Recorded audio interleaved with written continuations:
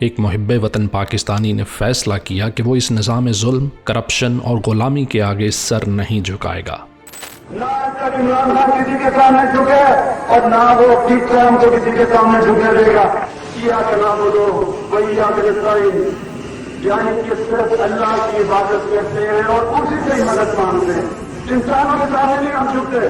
اس نے دو خاندانوں کی موروثی سیاست، کرپٹ اشرافیہ اور بیرونی غلامی کے خلاف بغاوت کا علم بلند کیا۔ جو بھی تحریک کو جوائن کرے صرف یہ یاد رکھے کہ ایاک نعبد و ایاک نستعین، آپ نے کسی انسان کے سامنے نہیں جھکنا۔ نہ کوئی موروثی سیاست، نہ خاندانی پشت پناہی، صرف ایک نظریہ، ایک خواب اور اس سرزمین سے بے مثال عشق۔ پاکستانیوں، 23 سال پہلے میں نے ایک چیز کہی تھی کہ نہ آج تک میں کبھی کسی کے سامنے جھکا ہوں سوائے اللہ کے، اور انشاءاللہ کبھی اپنی قوم کو کسی کے سامنے نہیں جھکنے دوں گا انشاءاللہ۔ یہ راستہ ہرگز آسان نہیں تھا۔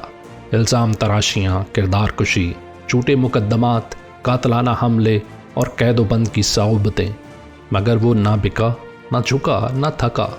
اس نے اقتدار کی کرسی کو لات مار کر نظریہ چنا۔ اس نے مفاہمت نہیں، مزاحمت کا پرچم بلند کیا۔ ایک بڑی مشکل سٹرگل تھی جس میں میرے ساتھ کئی لوگ آئے، کئی چلے گئے، کئی ہار مان گئے۔ نوجوانوں کو بتانا چاہتا ہوں کہ کیوں میں نے کبھی ہار نہیں مانی۔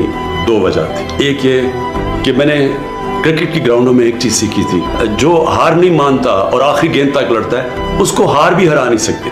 کامیاب انسان تب ہوتا ہے جب وہ جو کام کرنے کے لیے نکلے، جو خواب دیکھے، پھر کشتیاں جلا کے اس کی طرف جائے، پھر کبھی واپس نہ جائے، یعنی یا موت اور یا وہ کام ہوگا۔ اس نے خاموشی کی زنجیروں کو توڑ کر قوم کو بیداری کا پیغام دیا۔ کیا ہم کوئی غلام ہیں کہ جو آپ کہیں گے ہم کر لیں؟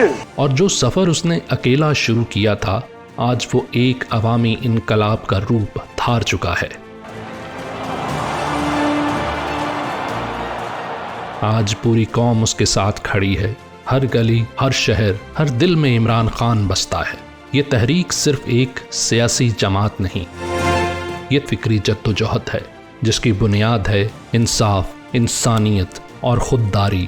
اور آج یہی نظریہ، یہی عزم، یہی رہنما ہر ظلم و جبر، قاتلانہ حملوں، 200 سے زائد سیاسی مقدمات اور قید و بند کے باوجود نہ جھکا، نہ اپنے موقف سے پیچھے ہٹا۔